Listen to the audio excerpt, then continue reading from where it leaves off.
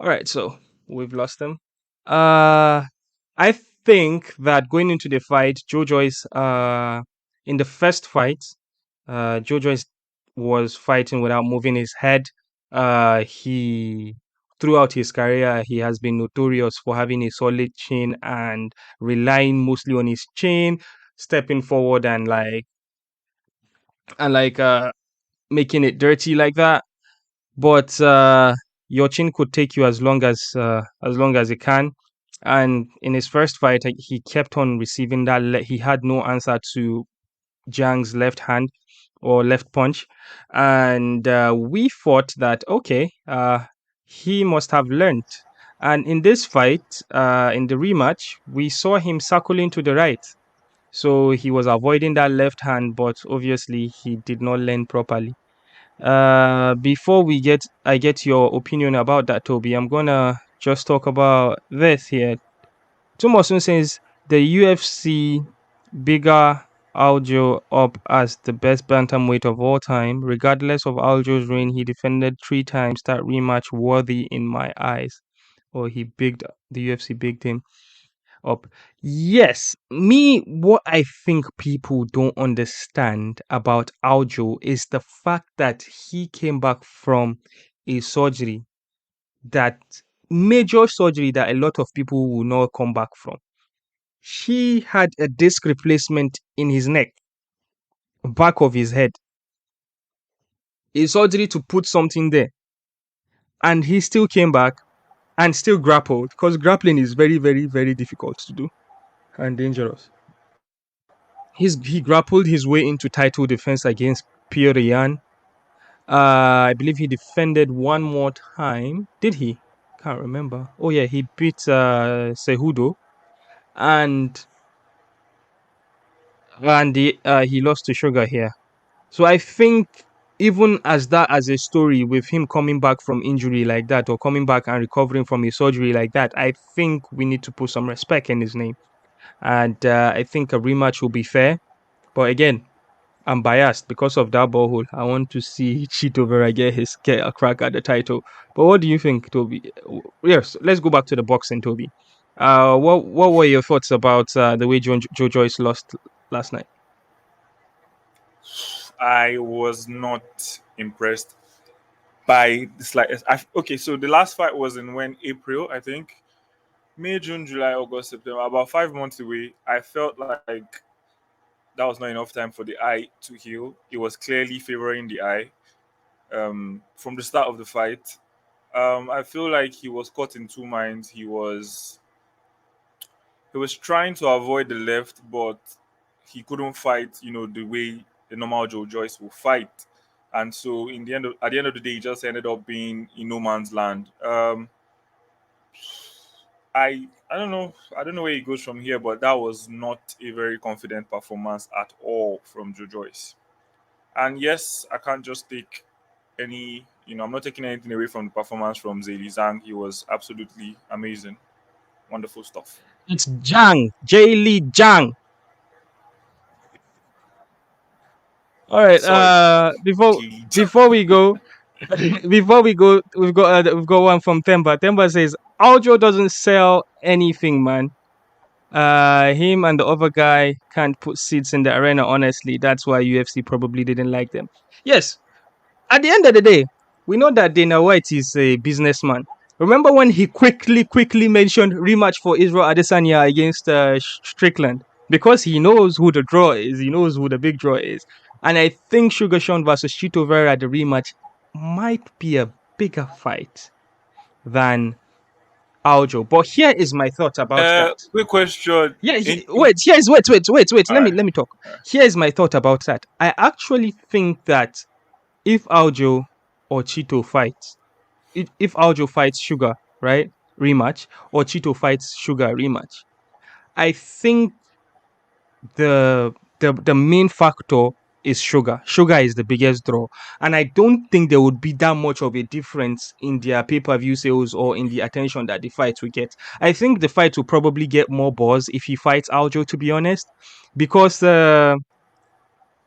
Aljo went on a streak of being cringe, right? When he lost with when he won the title, the way and manner he won the title, and then he continued riding the wave of being a cringe person and doing cringy stuff. I think I think Aljo has more stock than Chito Vera. Now, his fighting style, is it more exciting than Chito Vera? No, it's not. But I think when it comes to drawing power, I think there isn't too much of a difference. The bottom line is Sugar Sean O'Malley because he's the biggest draw among all of them. And Temba also says also lack of clarity to who you are. If you are confused as an individual and people can't relate to you, it's hard. Look at DC and RC podcast. They after the loss to Sugar, they even laughed about it. What do you think about Temba's take here? I was going to ask you a question to see whether it's just a matter of selling tickets. So, in your opinion, would you say Kamaru Usman is a very sellable champion? Do you think he sells out arena, or would you say Stipe Miocic when he was champion?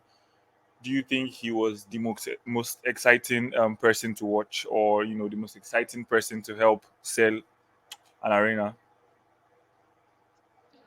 Um, well, people will not like like me if I say that Usman is not a draw, but Ah, Usman is. I would say he was having the best Robin to his Batman, right? Because I think the least pay per view he probably got was with Gilbert Bonds. But every title defense he had after that was like, there was like a built in story. Like, that was like, for example, the Fight Island situation and the Kobe Covington and the rematch with Kobe Covington, the two fights with Masvidal. uh, wow, Usman has fought a lot defending the title. But yes, I think Usman is a draw. We've seen him in Hollywood doing his thing. Just last weekend, he was in Italy. He's trying to push through the pop culture market. But again, I really, really think that the reason why Usman was selling pay-per-views is because he really, really had a very good B side when they were fighting. Like, if you look at it from the perspective of Visual Adesanya, Adesanya never really had a good B side. He was selling his pay per views because it was him. The only time he had a good B side was when he fought Paulo Costa, right? But every single time Adesanya fights, imagine Adesanya had like a Kobe Covington in his division, right? Or if he had like a Masvidal in his division. He never really had those, but he was carrying. That's how the star power I is. I But okay. I understand. I understand from the perspective of you're trying to sell fights, but at the end of the day, people are going to be who they are, right? Um, I know that Aljo doesn't. It's not the most loved person, obviously, because he says some things that are just weird. But in terms of the body of work and how they seem to rate him highly, right? And fighters that they Mhm. rate highly, that they feel have done a lot of things, they get their shot. Usman got his rematch. Stipe got his rematch.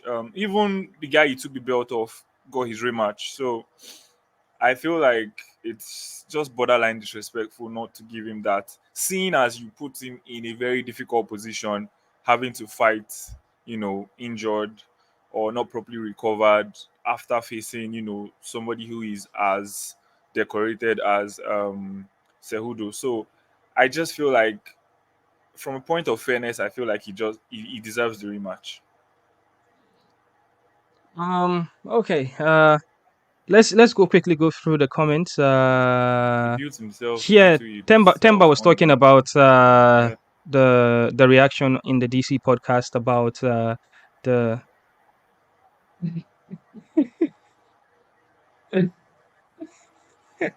what I'm laughing at. Okay, so we'll get to the comment I'm laughing at. So we've got Tumbosun here. He says, "Sad he had to play a character the community painted him as." Yes, Aljo was trying to play the character there. Very, very true. Best Batman to his Robin. Yes, talking about Kamaru Usman there. Well, Kamaru is a workhouse. He built himself into his self undeniable sell. Um, that's why people are crying for Usman to come back. They annoyed Leon taking so long to fight. Yeah, that's another issue with the welterweights. The top, the guys at the top are really, really squatting in their positions. They are refusing to fight downwards. And Temba is asking you, Toby. This is for you, Toby. He says, you yourself, you can't relate with Aljoman as a brother. You don't have that thing you can relate to him. Uh,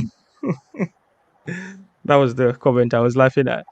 Now you Temba they talk about Toby. I don't All have to right. relate though. Do I? Do I have to? All right, okay.